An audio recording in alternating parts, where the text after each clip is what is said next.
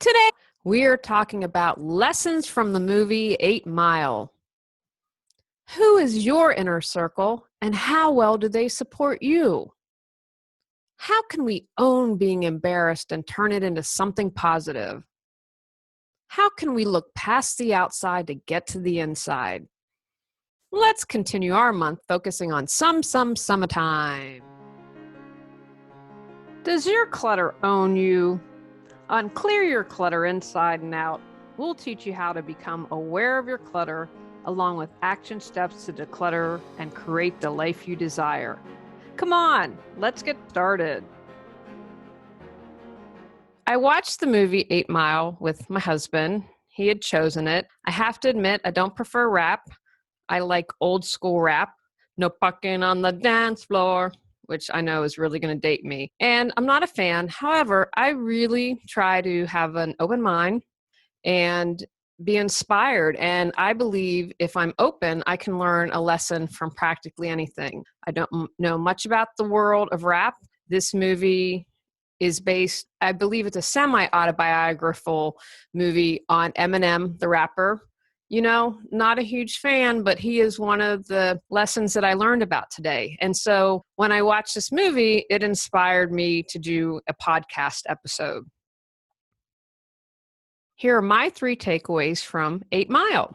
The first one, Rabbit surrounded himself with people who supported him. His inner circle believed in him. And Rabbit is the Eminem character, and Eminem did play Rabbit. Here's what I want you to think about. What's your inner circle like? Are they going to support you when you choke in a rap contest in front of everyone and still believe in you? Or are they off hanging out with the winner? If you are trying to release your physical clutter, do people support your decisions and offer to help? Or sabotage you by bringing things over even when you've asked them not to? Or by insisting you hold all the family stuff that no one else wants and won't allow you to throw it away or sell it? When you say you want to meditate, do people say, great, or say, do it later, let's go have fun now? When you want to end a friendship because someone is unkind, do your friends support you, or do they try and talk you out of it? If you're trying to bring awareness into the spiritual clutter in your life, do your friends say, Pshaw, it's a waste of time. You're fine the way you are. You don't need to improve yourself. Are there people in your life with negative energy that overwhelm you when you see them? Do your friends honor your request to not invite them when you're getting together, or does that person seem to be at every single occasion? Take the time to examine your inner circle. You know, my father, Big J, often says to me, if I were accused of murder or some other horrible crime, and if I could count 5 friends who would stand by me, then I'd be one of the luckiest men in the world. Think about that for a moment. If something horrible was to happen to you, maybe you would have to go through bankruptcy, have a costly illness, get a divorce, something huge. Do you have 5 people that would stand by you? Those are the kind of friends that you want. What impressed me in 8 Mile is his friends believed in him more when he couldn't see it and believe in himself. And because of that, that supported him. What's your inner circle like? Take time to think about that and then decide if you have to take any action. The second lesson I learned, own being embarrassed. It's near the end of the movie. We're in the final wrap-off, and what that is, and maybe I'm a geek and old and don't know these things, so in case you're like me, they have 2 guys get up and they're going to do what I'd call a dueling wrap-off. So right prior to this, the not so smart character is laying out in front of Rabbit all these things like your girlfriend cheated on you, the worst things that happened to him.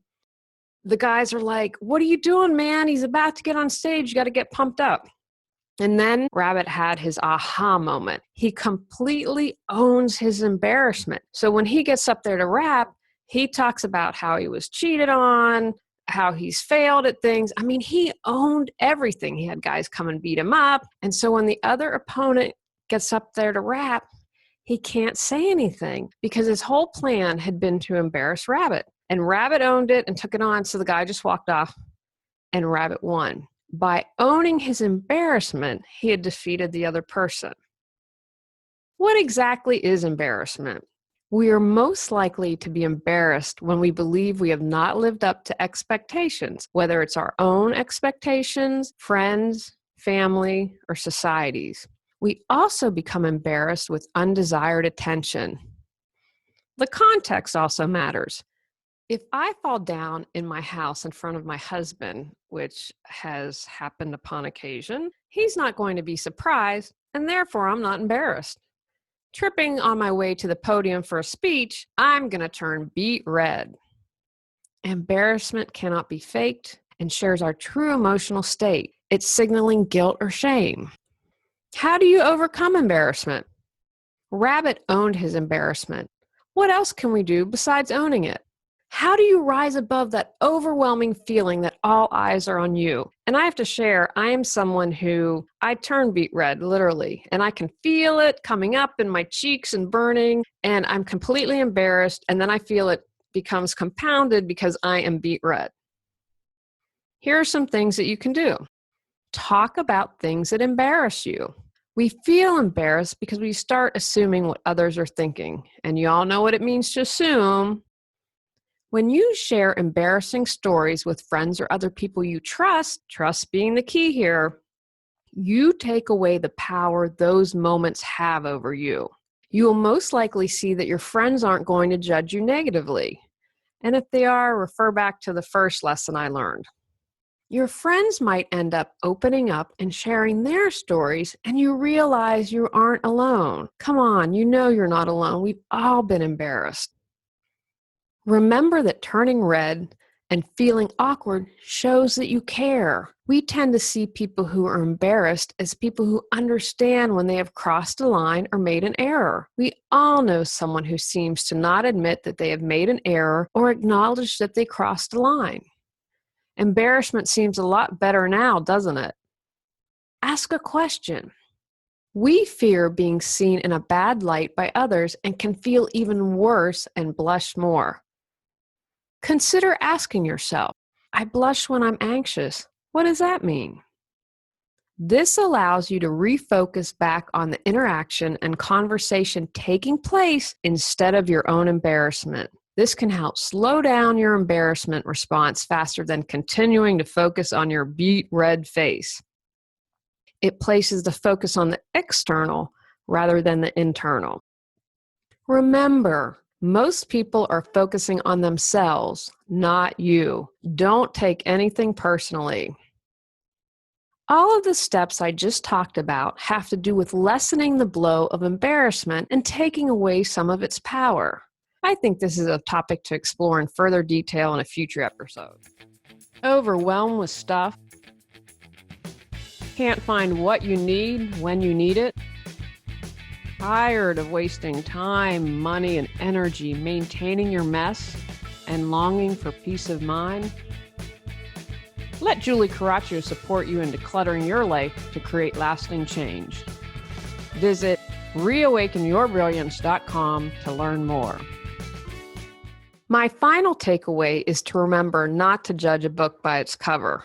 Now, I know this is a pretty basic lesson, but I believe it's something that we can easily forget. Here's what I learned. If I'm honest, I'm not a huge fan of Eminem because I see a lot of his work as misogynistic, violent, anti-gay. Now, I get that that's kind of the gangster rap, and I'm old school and like the nice rap.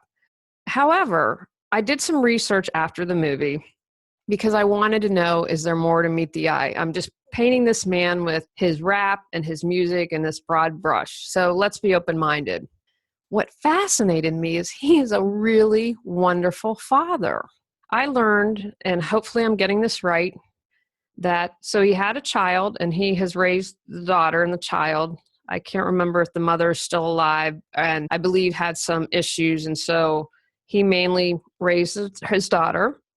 In addition to his daughter, and again, hopefully I'm getting this all right, he raised another child that his wife had. And then when his sister died, he raised the sister's child or children.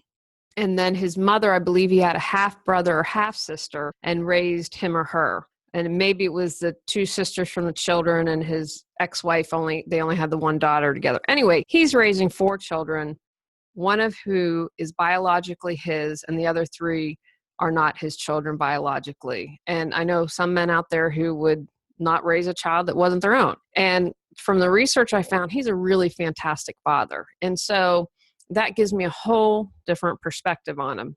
Do I like his music? No, still not a fan of it.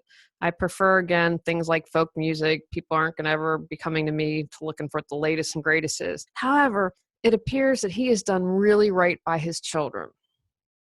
If we choose to see the good in people, we will find it. I'm not saying you have to be someone's best friend, but can you find something that is positive about someone, especially someone that you're not a fan of? As I like to say often, everything is energy.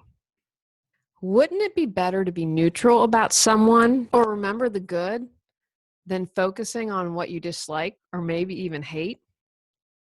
When Eminem comes up now, instead of thinking of some violent rapper, I focus on what a good father he is. Who have you judged lately? Can you switch it and find something good about the person?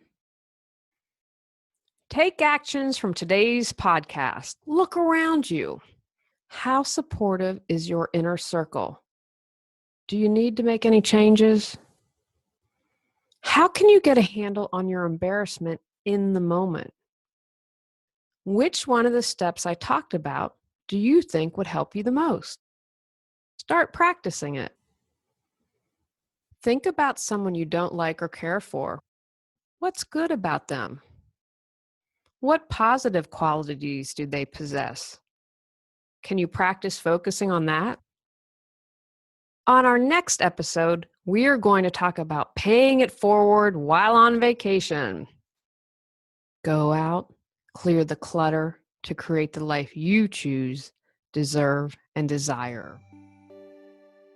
Clearing your clutter allows you to share your gifts with the world. Get your free self-assessment to discover your clutter priority at reawakenyourbrilliance.com. If you've enjoyed Clear Your Clutter Inside and Out, please rate, review, and share us.